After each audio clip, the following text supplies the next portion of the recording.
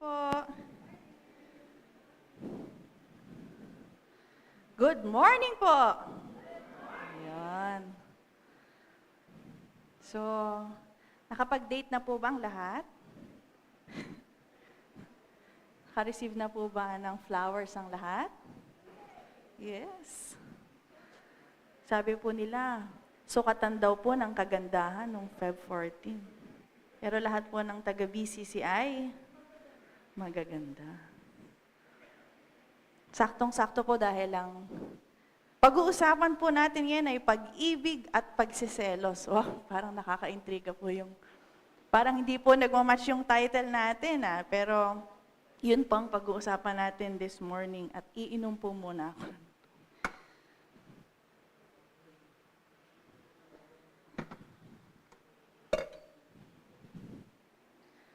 Hindi po naiiba ang topic natin. We are still in our series in Psalm 136.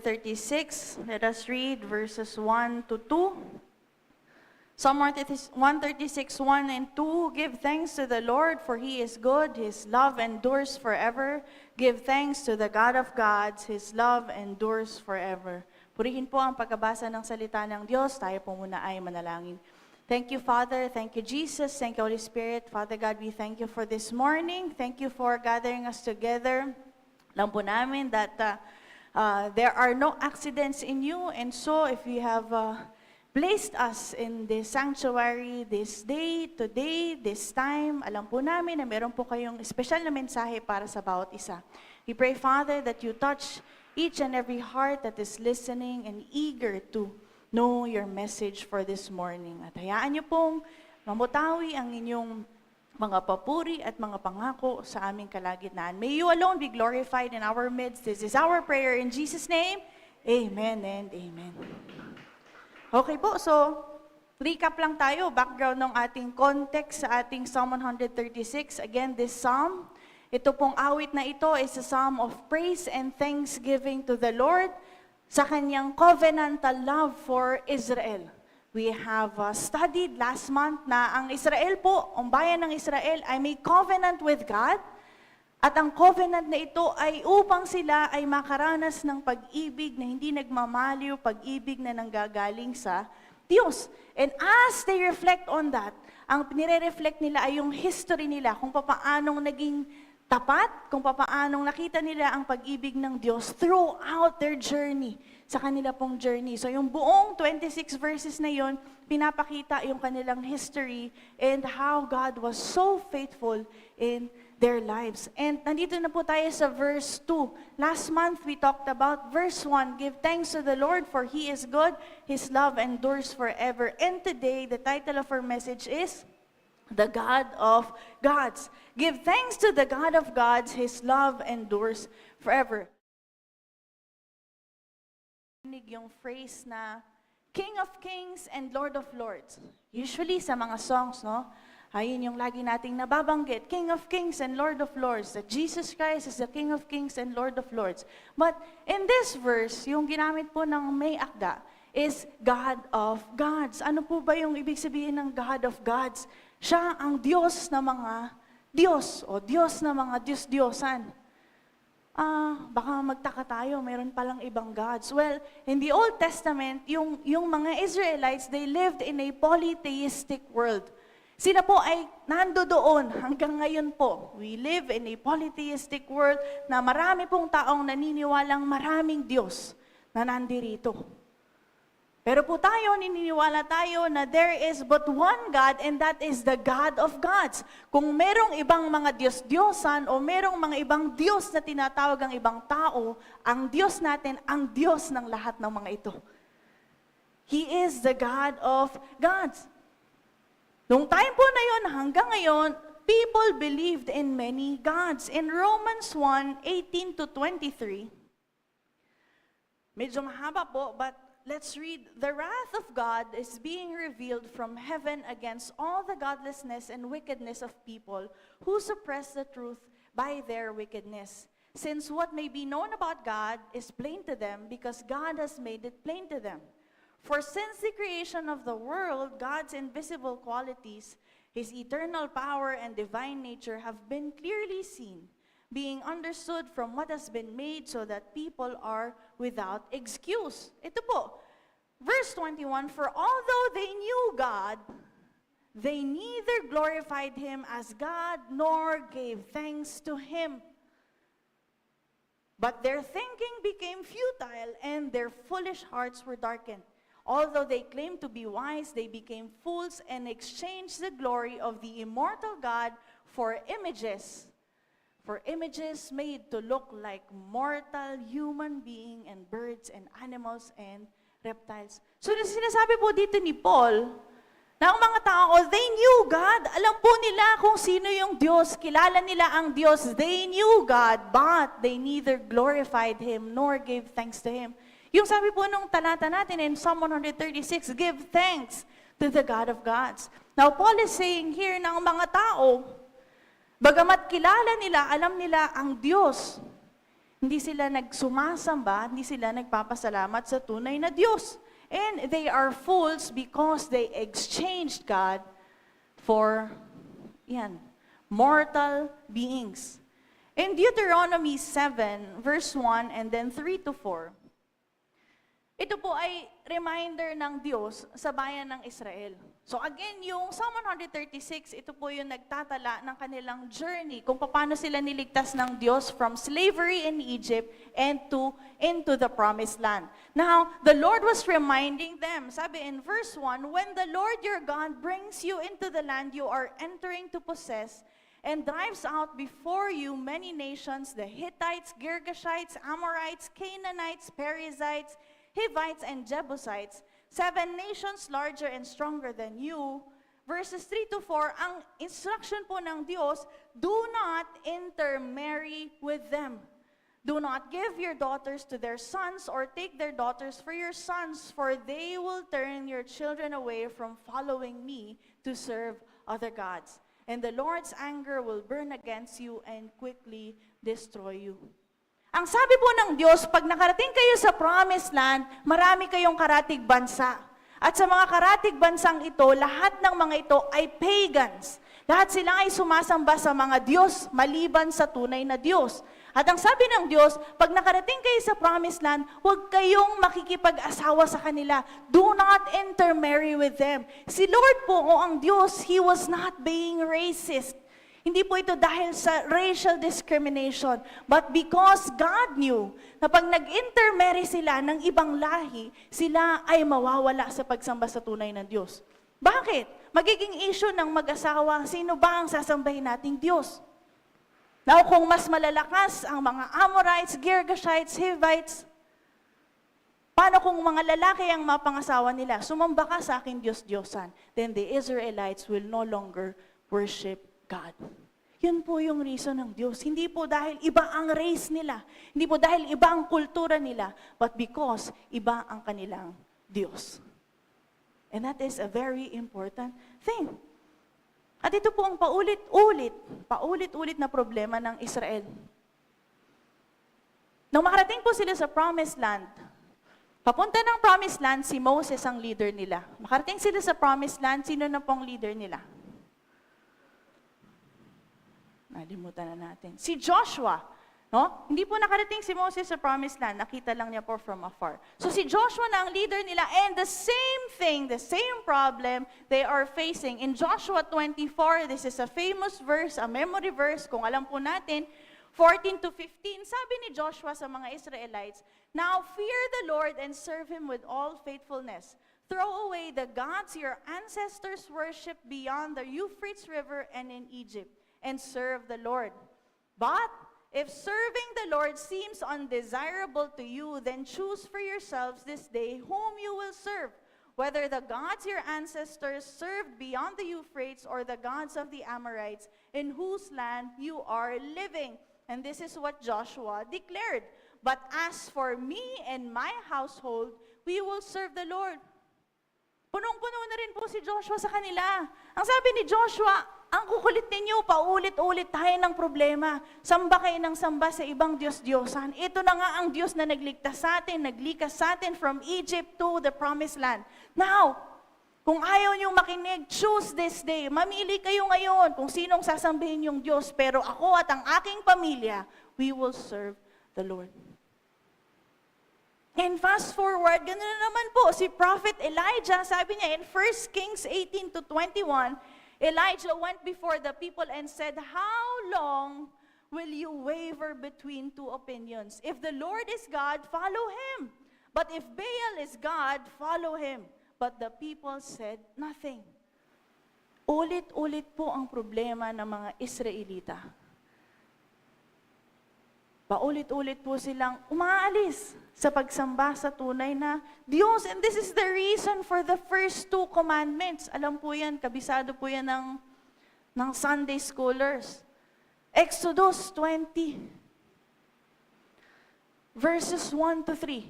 And God spoke all these words, "I am the Lord your God who brought you out of Egypt, out of the land of slavery.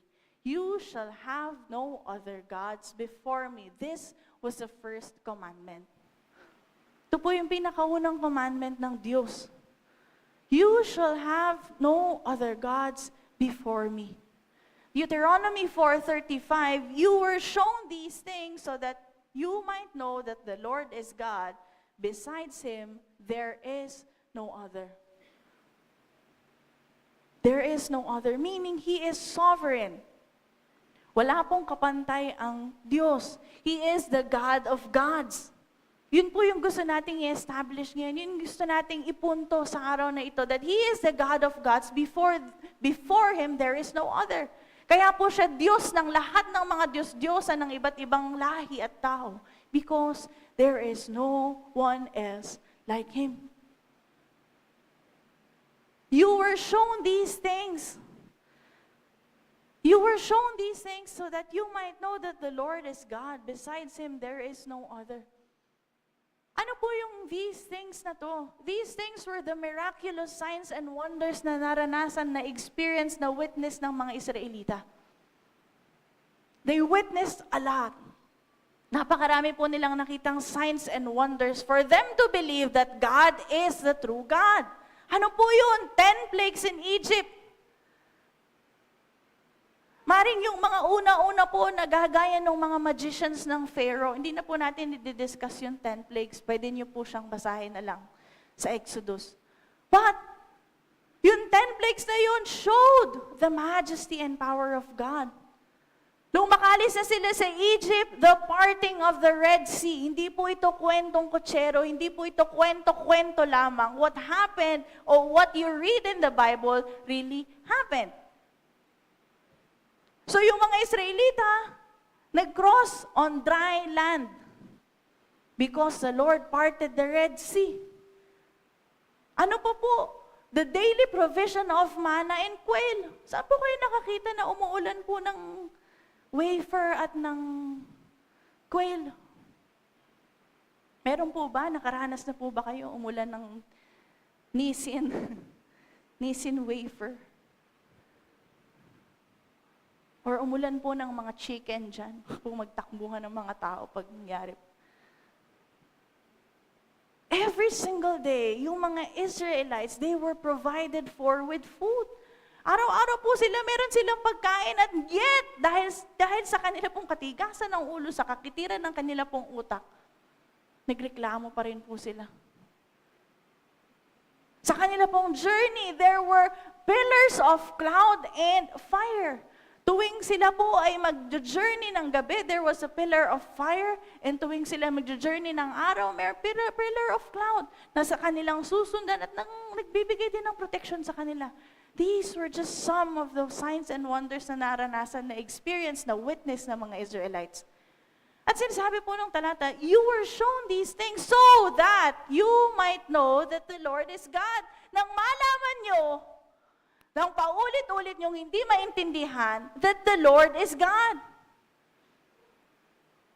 Ang dami na po nilang nakita. At lahat ng mga nakita po nila, ang purpose po nun, so that the Israelites may know that the Lord is God. So that they may know that God is sovereign. Nabanggit na po natin before na ang knowledge or to know God, hindi lang siya intellectual sa ulo. To know God or to know in Hebrew is to experience it personally. So to know God is to experience Him. To know His love is to experience His love. To know His power is to experience His power. So to know that the Lord is God is to experience who truly God is. And the Israelites were shown these things para nga makita nila na ang Diyos ay Diyos. But time and time again, ganun na naman po. Babalik sila sa kanila pong mga Diyos-Diyosan at kalilimutan ang Panginoon. Napaka-intimate po ng relationship ng Diyos sa kanila. They were the ones who had a covenant with God. Israel lang po. Sa history and sa Bible, wala pong covenant ang Diyos sa iba pong nations. They were the chosen nation. Piniling lipi sa Tagalog. At napag-aralan po natin last month na ang pangalan o ang covenantal name or ang personal name ng Diyos, that is Yahweh, was revealed to the Israelites only during that time. Siyempre sa atin, ni-reveal na rin po ng Diyos. But ito po ay ni-reveal ng Diyos sa Israel lang. Ang tawag ng ibang lahi sa Diyos ay maring God or one of the gods. But to Israel, He revealed His personal name. His name, Yahweh. Why? Because meron pong covenant ang Diyos sa kanila. And God wanted them to know that besides Him, there is no other. And because they are in a covenantal relationship, God is exclusive. Uso po yan sa relationship, no?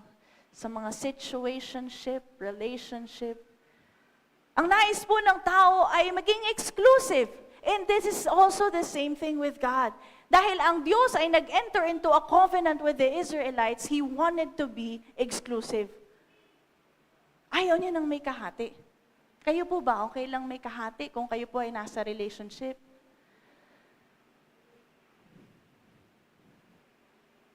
Di po ba? Sa Diyos po, He wants Him and Him alone. You shall have no other gods before me. Yun po ang nais po ng Diyos. You shall have no other gods before me. Kaya yun po yung first commandment. Dahil may covenant sila, meron po silang tipanan at hindi pwedeng may kahati ang Diyos. Isaiah 44:6. This is what the Lord says. Israel's King and Redeemer, the Lord Almighty, I am the first and the last. Apart from me, there is no God. Apart from me, there is no God. Deuteronomy 6:13-14, Fear the Lord your God, serve Him only, and take your oaths in His name. Do not follow other gods, the gods of the peoples around you. Alam po ng Diyos na hindi magiging tapat ang mga tao. Kung kaya, ang second commandment, after you shall have no other gods before me, balikan natin in Exodus 20, verses 3-5a, you shall have no other gods before me. Sumunod pong commandment, you shall not make for yourself an image in the form of anything in heaven above, or on the earth beneath, or in the waters below. You shall not bow down to them or worship them. So God was very specific. Walang ibang Diyos at walang ibang image ng Diyos. Sabi po nung verse, image in the form of anything in heaven above. Why? Sa time po na iyon, and even up to this day, meron pa rin pong ilan-ilan. In the heavens above, marami pong mga taong ginagawang Diyos-Diyosan ang mga heavenlies. Meron pong sun god, merong moon god, merong storm god. Kung ano yung makita nila. Hindi po nila nare-realize, lahat ng ito ay nilikha lang ng tunay na Diyos. On the earth beneath. Ito po, marami gumagawa ng Diyos-Diyosan in the Old Testament out of animals. Remember the golden calf? A reptile, gagawin nilang Diyos-Diyosan, elephant, cow, or in the waters below. Even the sea animals, ginagawa pong Diyos-Diyosan ng mga tao. And on the earth beneath, Even ang tao ay ginagawa pong Diyos ng mga tao. Hindi po natin kailangang lumayo. Iyon po ay laganap, lalo na po sa ating bansa.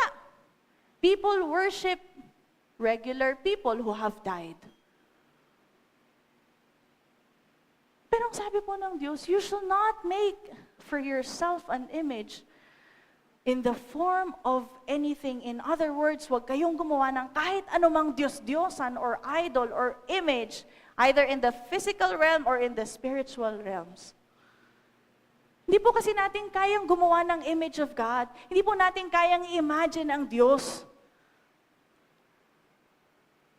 Hindi po natin pwedeng isiksik sa limited capacity of our minds and imagine what God is like. Hindi po natin kaya yun. Hindi nga po natin fully ma-understand who He is. Marami po tayong alam about God, but hindi po natin, we cannot fully comprehend the nature of God, the person of God, the character of God.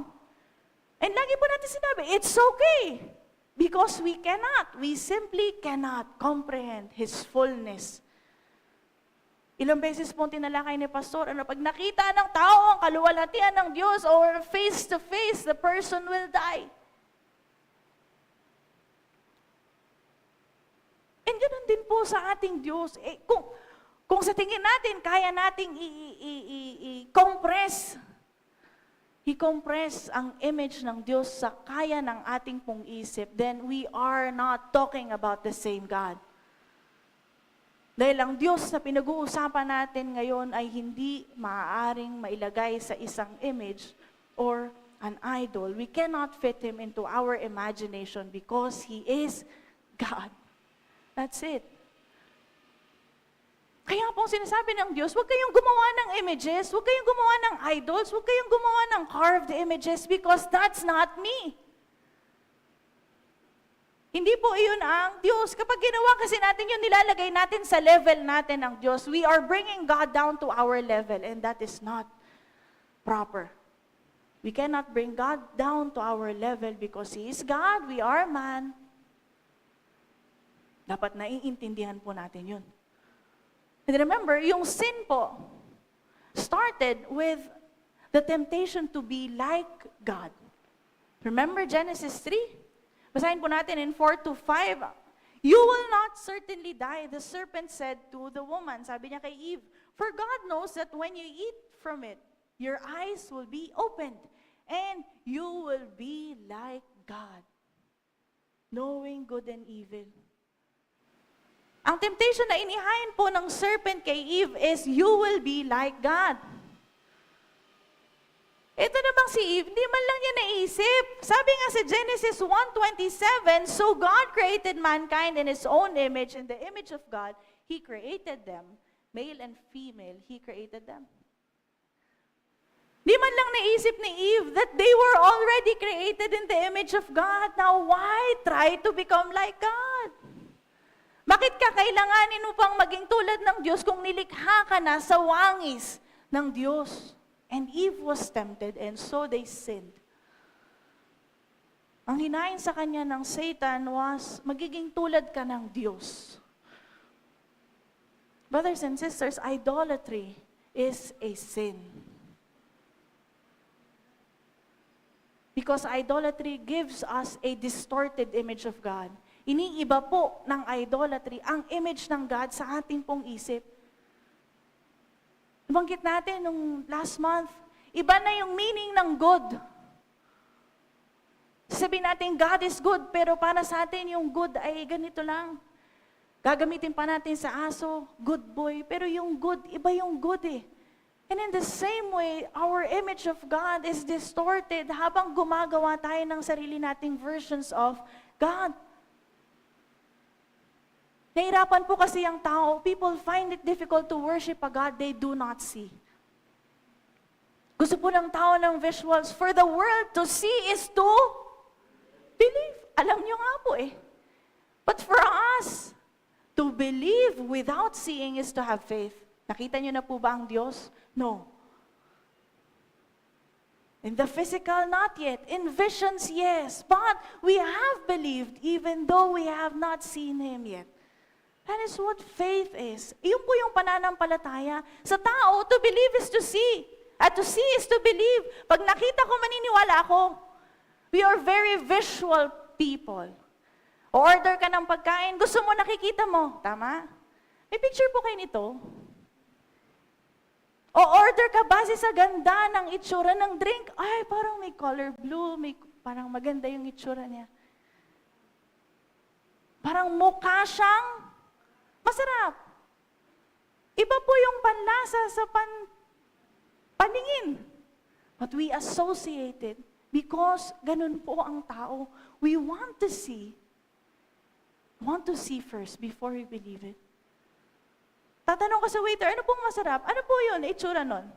Nakita mo na eh. Kahit na sinabi na ng waiter, ito po yung masarap. Gusto mong makita pa. People want to see first before they believe. And so, ito po ay pitfall for every person on this planet. Nagiging po ang tao, gusto kong makita muna bago ako maniwala. Kaya pag wala silang nakikita, parang wala silang pinaniniwalaan. Kaya maglalagay ako ng makikita ko para may paniniwalaan ako. Thus, images, idols, carved images. Di ba po? Hindi ba pwedeng maniwala tayo dahil iyon ang sinabi ng Diyos? People are prone to substituting symbols for God. In the Old Testament, nagkaroon po ng plague ng snakes. At sabi po ng Diyos in Numbers 21:8-9, the Lord said to Moses, make a snake and put it up on a pole. Anyone who is bitten can look at it and live. So Moses made the bronze snake and put it up on a pole. Then when anyone was bitten by a snake and looked at the bronze snake, they lived. So nung may plague po, natuklaw ng ahas yung mga tao, nagsisi sila, humingi ng tawad sa Diyos, at sabi ng Diyos, sige, gumawa ka ng snake na bronze, at pag nakita ito ng mga tao, gagaling na sila.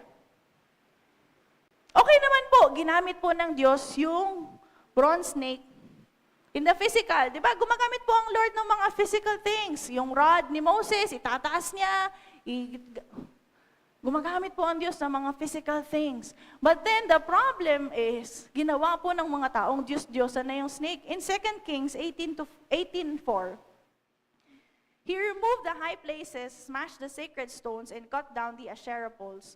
He broke into pieces the bronze snake Moses had made, for up to that time, the Israelites had been burning incense to it.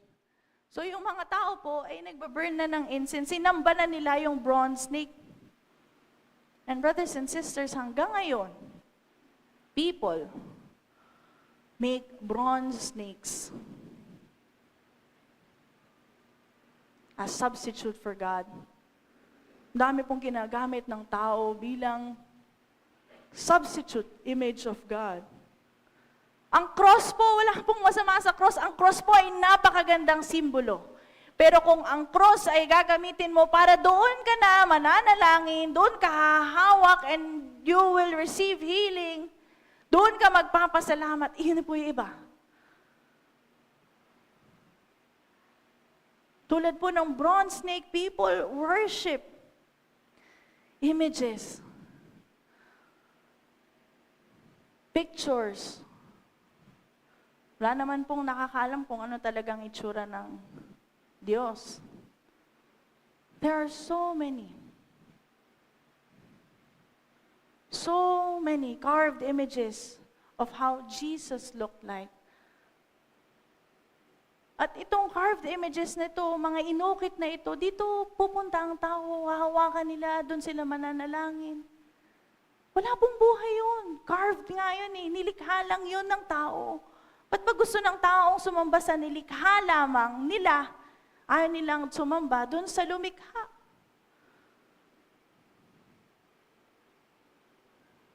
People worship even pictures. Lahat po ng ito ay substitute for God. Sa verse 5, ang sabi po, you should not bow down to them or worship them, for I, the Lord your God, am a jealous God. God is a jealous God. Nagseselos po ang Diyos. Kala ko masama po ang selos. His jealousy is a righteous jealousy. Why? Ang idolatry po is compared to spiritual adultery. Adultery po ang idolatry. Ezekiel 23:37, they committed adultery with their idols. God is jealous, pero yung jealousy niya po is like a husband for his spouse. Ang jealousy niya ay tila baga parang sa may asawa. Wala pong matinong asawang hahayaan ang kanyang asawang mag-commit ng adultery. Wala pong matinong asawang hahayaan o magiging panatag na may kamatching tattoo ang kanyang asawa sa kanyang friend that says 224. Whatever that means, today, tomorrow, and forever. Friends lang kami, ano ba? Best friends lang. Hindi ka ba mawiwindang doon? May kamatching tattoo. But we don't encourage tattoos. Wala pong matinong asawa na hahayaan po ang kanyang asawa na meron pong ibang kausap na katulad ng pag-uusap nila. And in the same way, God will not just stand there and watch His people worship other gods. Hindi po hayaan ng Diyos na meron pong sinasambang ibang Diyos-Diyosan ang kanyang mga nilikha. He is a jealous God. Dahil po sa covenant. Isaiah 42:8, I am the Lord, that is my name. I will not yield my glory to another or praise to idols. Idolatry is spiritual adultery. Let's see it this way. Halimbawa po, nakita ni, tago natin sa pangalang Andy. Halimbawa, nakita ni Andy si Philmar. Mga ano lang po to, kunyaring pangalan lang. Nakita ni Andy si Philmar, may kayakap na babae. At nang magkakitaan sila, sabi ni Philmar, wait lang, wait. Let me explain. Hindi yon yung nasa isip mo. Okay? Ang ganda niya, kaya naalala kita. Kaya nung iyakap ko siya, ikaw yung naalala ko. Habang kayakap ko siya, ikaw yung nasa isip ko. Kaya huwag kang magalit. Kasi ikaw yung nasa isip ko the whole time.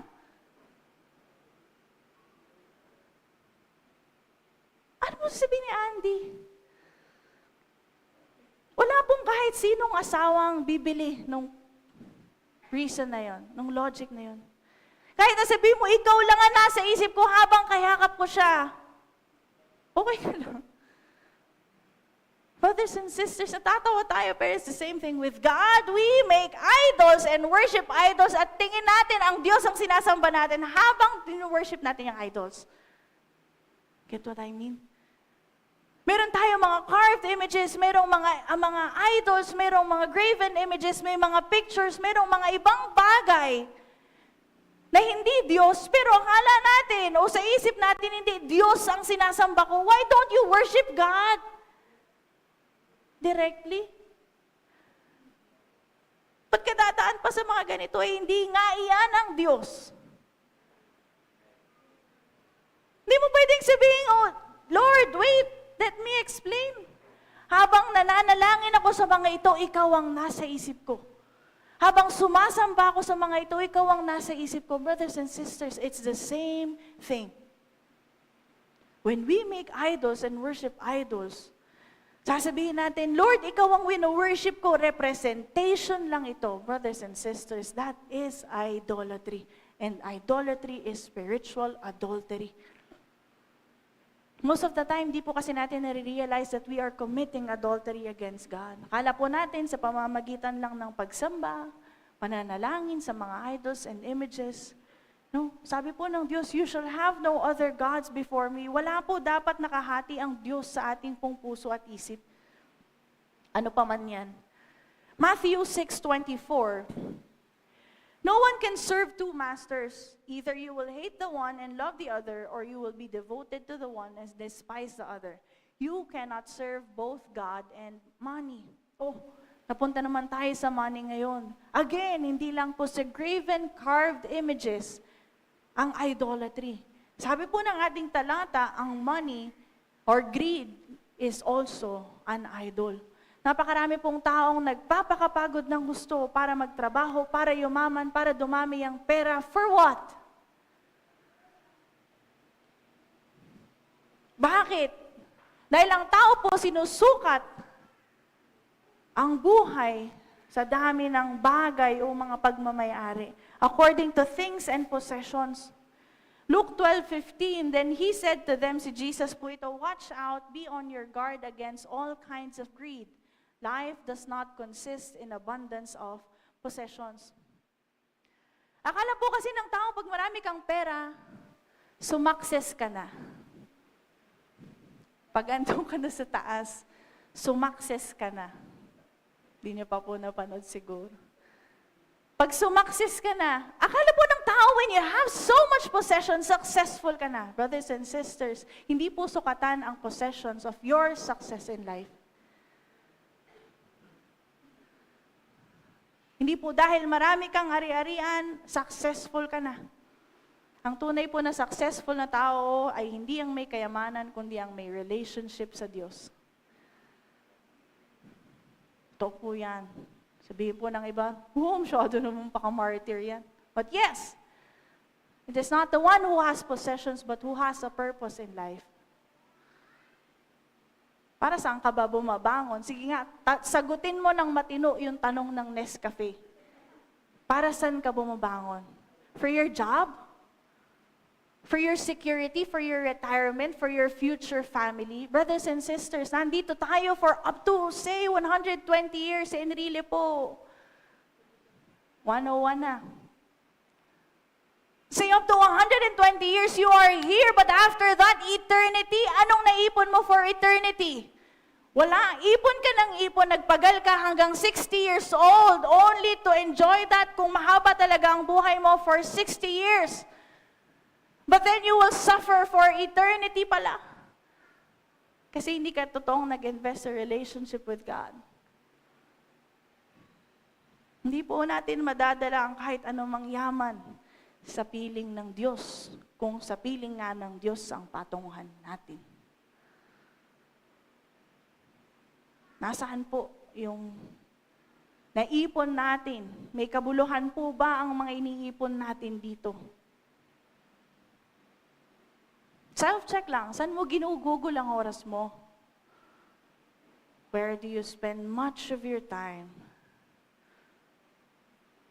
How you spend your time determines your destiny. Spend much of your time working, then siguro nga magiging mayaman ka.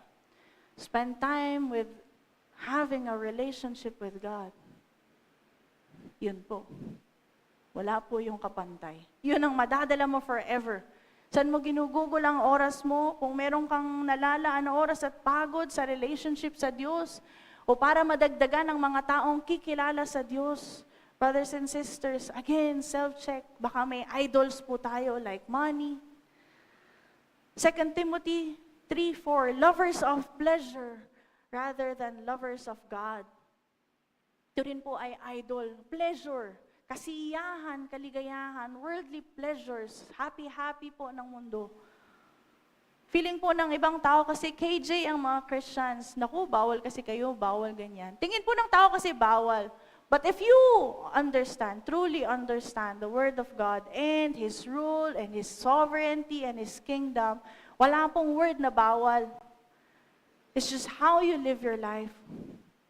Hindi po ito do's and don'ts. Ito po ay pag-ibig sa Diyos. Colossians 3:5, put to death, therefore, whatever belongs to your earthly nature, sexual immorality, impurity, lust, evil desires, and greed, which is idolatry. Kung maalala niyo po, diniscuss natin ito ng malawakan last year sa Walk with God series. Kasama po sa idolatry ang sexual immorality, impurity, lust. Lahat po ng pita ng laman, fleshly desires. Why? Ating po mga katawan Our body is a temple of the Holy Spirit and we are to honor God with our bodies. Now, kung ginagamit po natin ang ating mga katawan para sa ibang bagay, then hindi po ito para sa Diyos. Philippians 3:19. Their destiny is destruction, their God is their stomach, and their glory is in their shame. Their mind is set on earthly things. Pati po ang pagkain ng sobra-sobra. Idolatry dito po. Sino po mahilig kumain dyan? Gluttony. Idolatry po pala yun. Pag wala na po tayong ginawa, kundi puspusin ang nais po ng ating mga kalamnan. Their mind is set on earthly things. Again, what the Lord is teaching us is to think heavenly. Think eternally. Ano yung mga bagay na may kabuluhan for eternity kasi yung mga bagay on earth ay mawawala lang din after this life.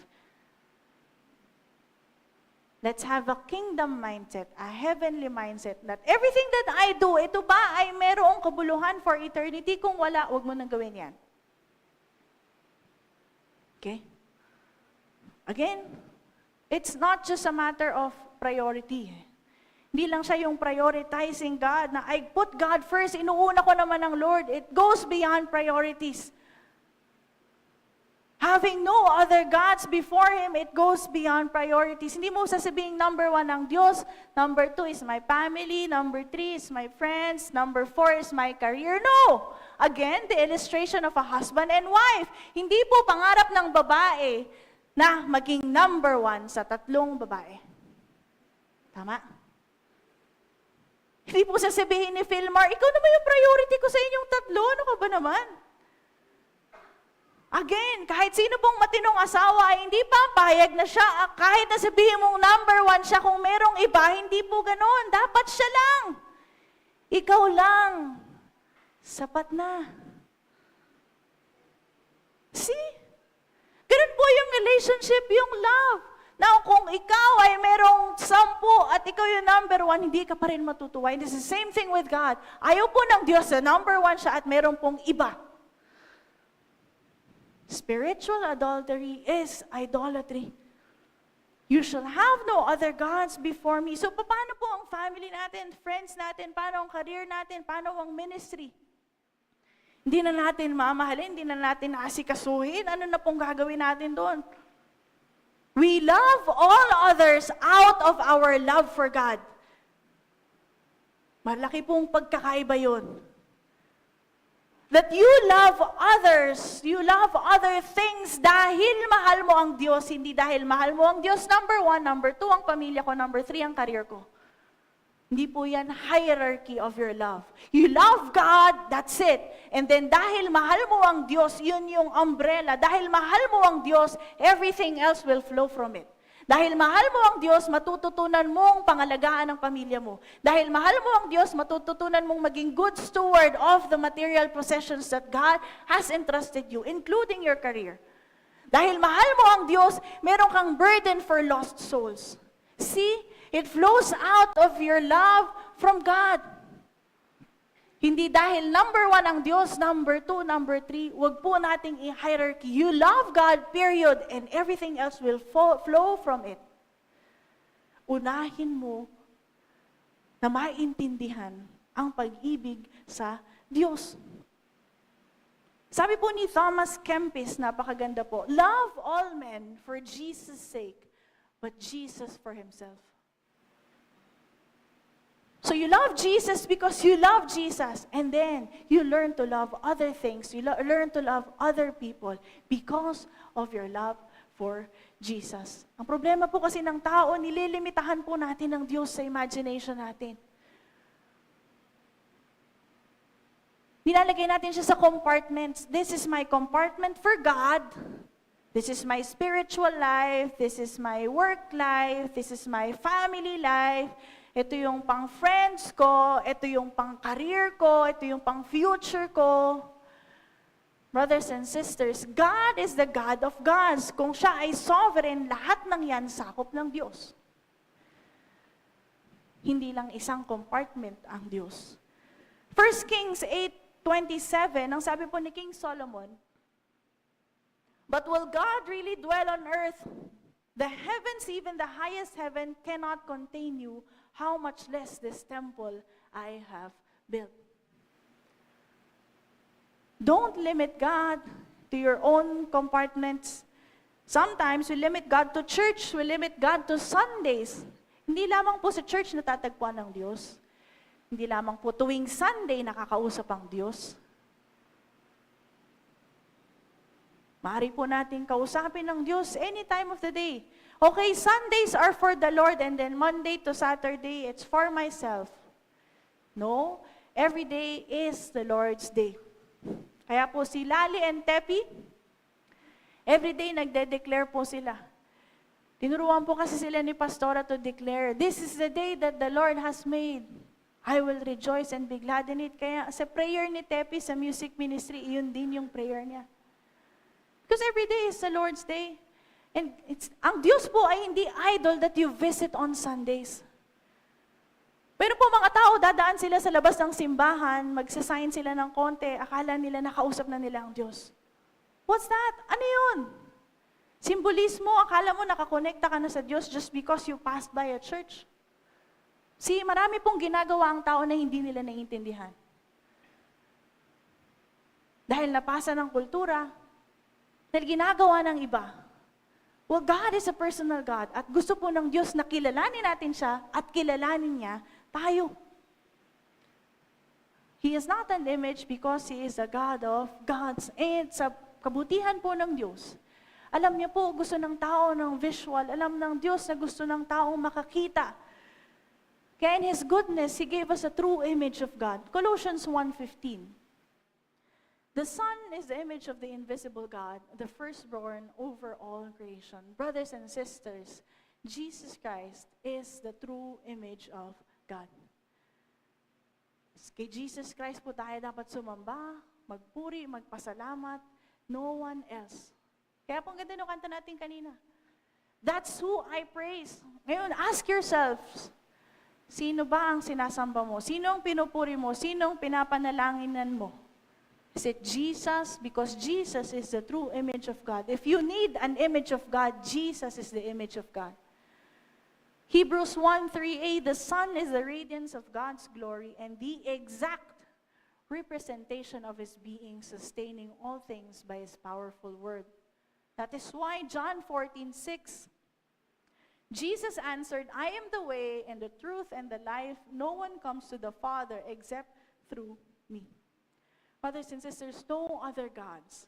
Wala pong ibang Diyos-Diyosan. Jesus Christ alone, not Mary, not any of the disciples, not anyone who has performed the miracle these days. Jesus Christ alone is our way to salvation. John 14:9-10, Jesus answered, don't you know me, Philip, even after I have been among you such a long time? Anyone who has seen me has seen the Father. How can you say, show us the Father? Don't you believe that I am in the Father and the Father is in me? The words I say to you, I do not speak on my own authority. Rather, it is the Father living in me who is doing His work. Jesus is one with the Father. We believe in a triune God, the Father, Jesus Christ, and the Holy Spirit. Sabi po ni King Solomon, but will God really dwell on earth? Sabi niya, kahit yung heavens, hindi kaya yung kaluwalhatian ng Diyos. Paano pa tong templo na nilikha ko? But, brothers and sisters, God in His love and goodness, God in His love and goodness came down and dwelt among us. John 1:14, the Word became flesh and made His dwelling among us. We have seen His glory and the glory of the one and only Son who came from the Father, full of grace and truth. Dumating po si Jesus Christ sa lupa. He dwelt among us. And His love, and in His love and goodness, hindi lang po He dwelt among us, He dwells in us. 1 Corinthians 6:19, do you not know that your bodies are temples of the Holy Spirit who is in you, whom you have received from God? You are not your own. Hindi na po natin kailangan humanap ng iba. Hindi po natin kailangan lumabas para humanap ng sasambahin. Hindi po natin kailangan humanap ng images para sumamba tayo doon.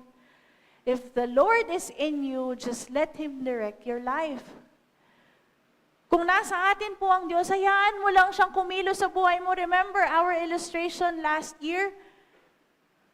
Yung hand and puppet, tayo po yung puppet, yung ating pong buhay, yung mga puppet. And if we just let God work in our lives, yun po yung pag-submit to His sovereignty.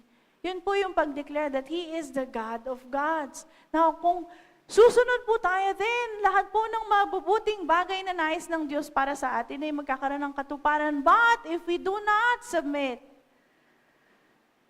if we don't let God control our lives, if we continue to live in idolatry, there will be punishment. Exodus 20 verse 5, balikan po natin. You shall not bow down to them or worship them, for I, the Lord your God, am a jealous God, punishing the children for the sin of their parents, to the third and fourth generation of those who hate me. Brothers and sisters, the punishment extends to the third and fourth generation. Why?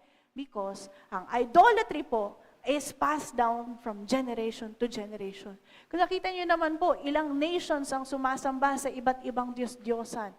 Some worship Allah, at ito ay isang buong bansa.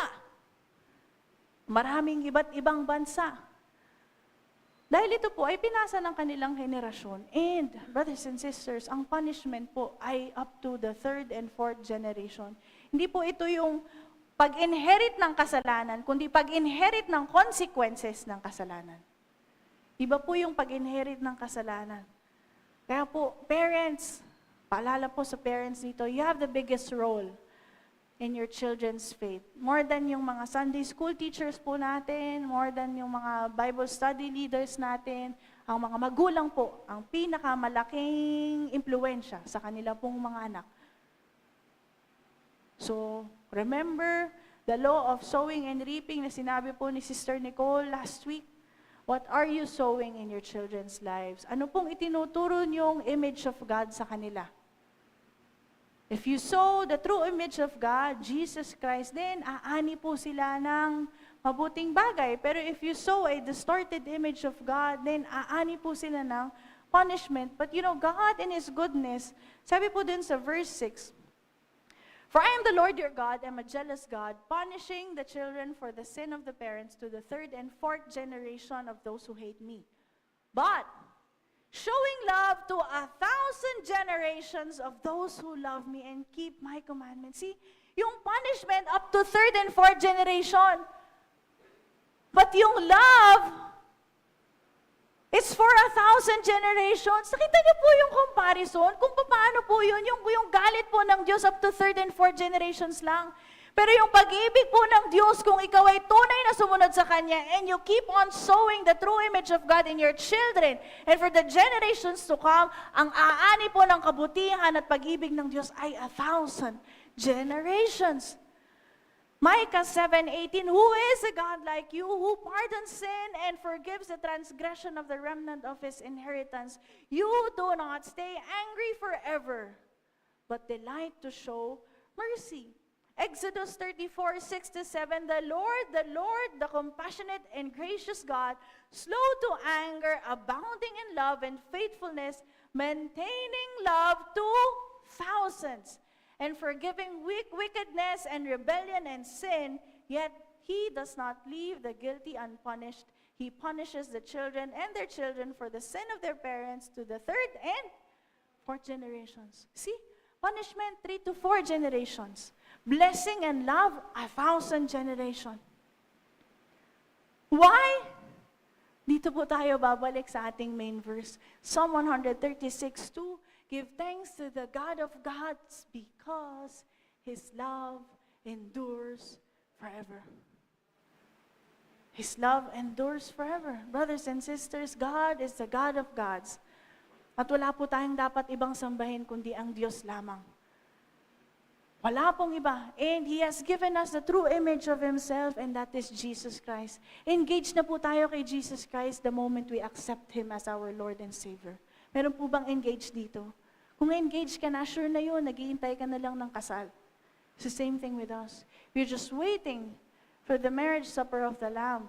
We're just waiting for the second coming of Jesus Christ. And brothers and sisters, wag po tayong maging unfaithful to Jesus Christ. Meron po tayong covenant. We are in a covenant with Jesus Christ, and His covenant is to love us forever. All the days of our life here and forever beyond this life. Tanong natin, how do we match that? Mababalik po ba natin, masusuklian po ba natin yung pag-ibig ng Diyos?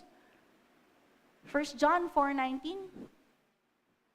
We love because He first loved us. How can we love Him back? We can if we just let Him overflow His love in us. Brothers and sisters, let Jesus love you. Then everything else will follow after that. Hayaan mo munang mahalin ka ng Diyos at ma-experience mo ang pag-ibig niya, susunod na yung ibang pag-ibig.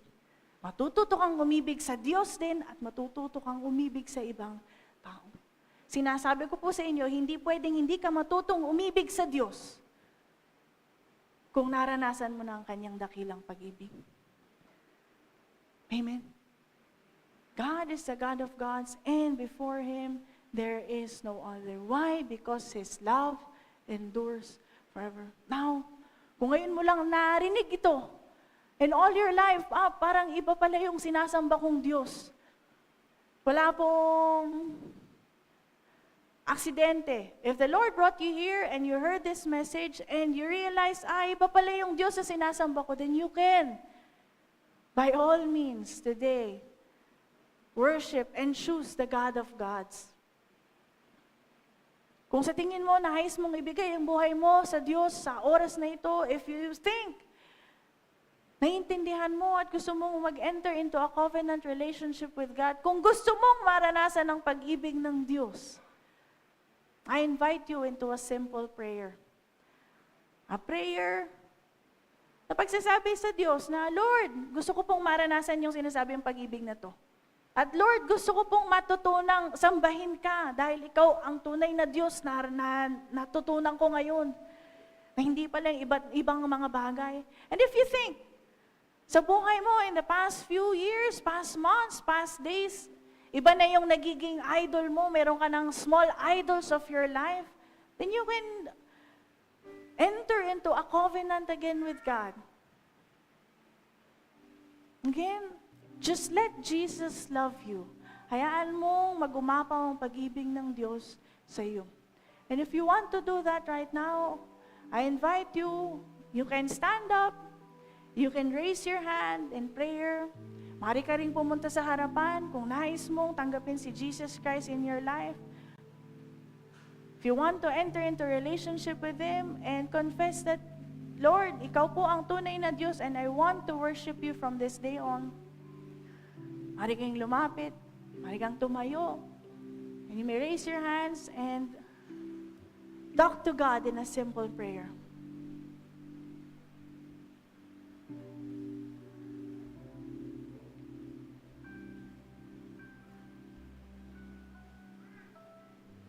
Can we just close our eyes? Sumunod ka sa isang panalangin na ito. Lord Jesus,